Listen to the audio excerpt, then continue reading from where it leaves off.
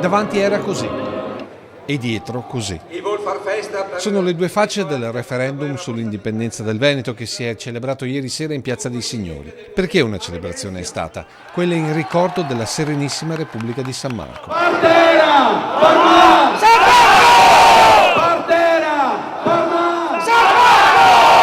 Del resto la scelta di eleggere 10 rappresentanti del plebiscito ricorda il Consiglio dei 10, anche se la sensazione è che continui a mancare chi tramuti in risultati concreti questo continuo malessere del Veneto.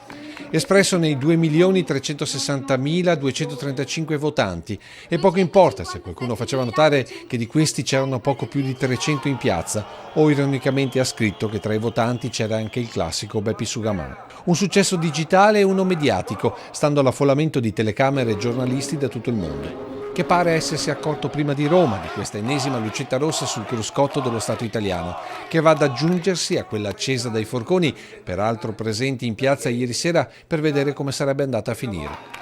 Certo, chi pensava ad azioni clamorose o di proclami altisonanti è rimasto un po' deluso, perché la forzatura, la spaccatura non sono nell'indole dei veneti e meno che mai dei trevisani Minovao Combattar. Questa l'hanno anche battezzata la rivoluzione Poenta e Osei. Sì. Sì o no?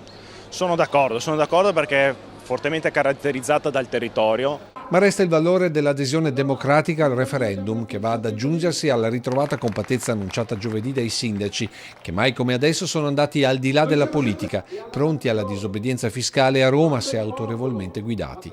In fondo anche ieri sera il messaggio dai veneti è sempre lo stesso: più che la Serenissima quello che manca è un vero doge.